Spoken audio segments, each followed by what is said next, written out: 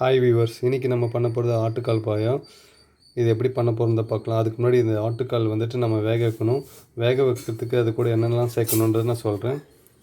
ஒரு வெங்காயம் இந்த மாதிரி கட் பண்ணிக்கணும், ஒரு தக்காளி, அப்புறம் கொத்தமல்லி, கருவேப்பிலை, அப்புறம் ஒரு ஸ்பூன் கரம் மசாலா, ஒரு ஸ்பூன் மிளகாய்த்தூள், ஒரு ஸ்பூன் மிளகுத்தூள், அரை ஸ்பூன் மஞ்சள்தூள், அப்புறம் உப்பு தேவைக்கேற்ப. இதெல்லாம் இந்த ஆட்டுக்கால் கூட சேர்த்து நல்லா வேக வைக்கணும். குக்கரில் போட்டுட்டு அது எத்தனை விசில் வரணும்னு நான் சொல்கிறேன். அதை எப்படி பண்ணுறது இப்போ பார்க்கலாம். இப்போது நான் ஆட்டுக்கால் வேக வைக்க போகிறேன். அது கூட என்னெல்லாம் சேர்க்கலாம் பார்த்துங்க. ஏற்கனவே எடுத்து வச்சிருந்த தக்காளி, வெங்காயம்,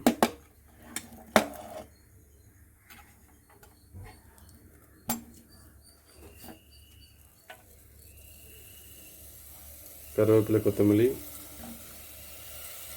அப்புறம் நம்ம எடுத்து வச்சிருந்த உப்பும் சேர்த்துங்க. அப்புறம் கரம் மசாலா, மிளகாய்த்தூள், மிளகுத்தூள், மஞ்சள் தூள் எல்லாமே ஒன்றா சேர்த்துங்க. சேர்த்ததுக்கப்புறமா கொஞ்சம் கிளறி விட்டுட்டு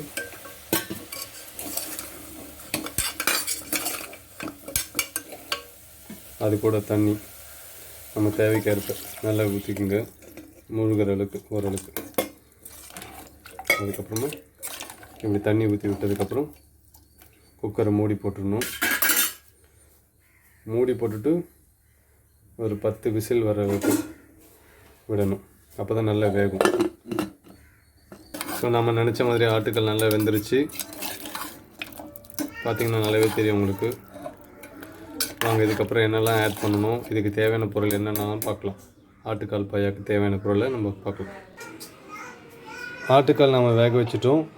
இதுக்கப்புறம் பாயம் எப்படி பண்ணணும், அதுக்கு தேவையான பொருள் என்னெல்லாம் பார்க்கலாம். வெங்காயம் ஒரு 4 வெங்காயம் இந்த மாதிரி கட் பண்ணிக்கணும். தக்காளி ஒரு 3 தக்காளி இந்த மாதிரி கட் பண்ணிங்க. அப்புறம் கொத்தமல்லி, புதினா, அப்புறம் இஞ்சி பூண்டு பேஸ்ட் ஒரு ஸ்பூன் அளவுக்கு எடுத்துங்க. அதுக்கப்புறமா மஞ்சள் தூள், உப்பு, பெருஞ்சீரகம் அதை எடுத்துங்க. அது கூடவே நம்ம அரை முடி தேங்காய், பச்சை மிளகாய், முந்திரி, ஒரு ஸ்பூன் உடச்ச கடலை இது எல்லாமே ஒன்றா சேர்த்து நம்ம மிக்சியில் அரைச்சிக்கணும். அரைச்சதுக்கப்புறமா என்ன பண்ணணும், அரைச்சிக்கோங்க. அது கூட நம்ம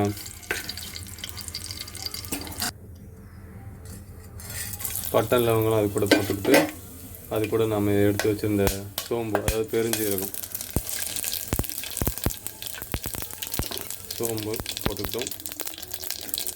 நல்லா அப்படியே வதக்கி விட்டு அதுக்கு வதக்கினதுக்கு வெங்காயத்தை சேர்த்துக்கலாம்.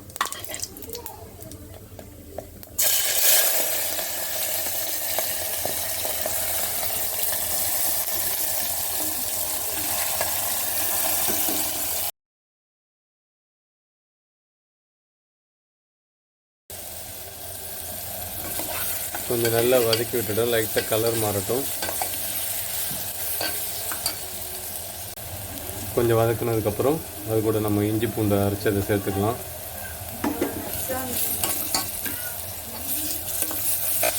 இது கிளறி விட்டதுக்கப்புறம் அது கூட தக்காளியை சேர்த்துக்கலாம்.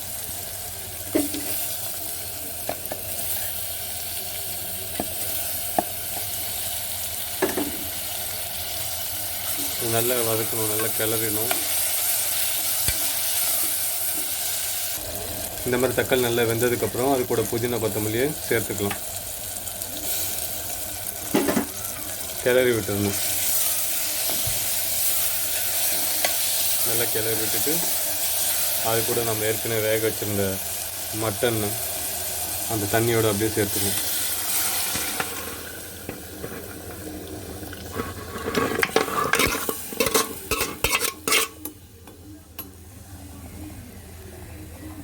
அது கிளறி விடுங்க.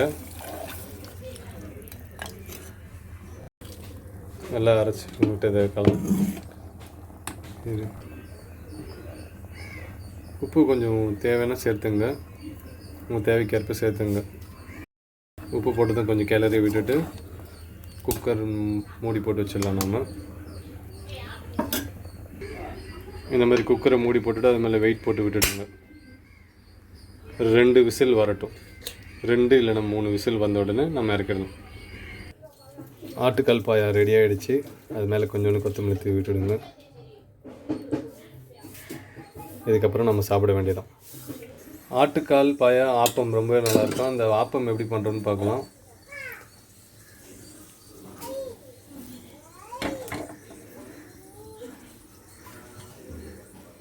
இந்த மாதிரி பண்ணதுக்கப்புறம் மூடிக்கணும்.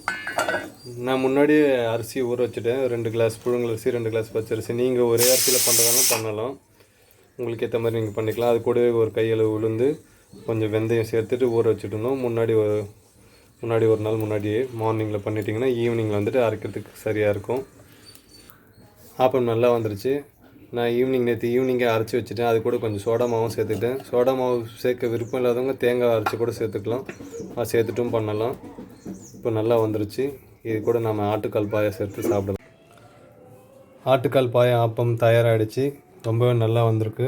நீங்களும் இது வீட்டில் ட்ரை பண்ணுங்கள். ரொம்ப டேஸ்ட்டாகவும் இருக்கும். குழந்தைங்க பெரியவங்க எல்லாருமே சாப்பிடலாம். ரொம்ப நல்லது உடம்புக்கு. நீங்கள் கண்டிப்பாக மறக்காமல் ட்ரை பண்ணணும். இந்த வீடியோ உங்களுக்கு பிடிச்சிருக்குன்னு நினைக்கிறேன். இந்த வீடியோ உங்களுக்கு பிடிச்சிருந்தா லைக் பண்ணுங்கள், ஷேர் பண்ணுங்கள், மறக்காமல் சப்ஸ்கிரைப் பண்ணுங்கள், கமெண்ட் பண்ணுங்கள்.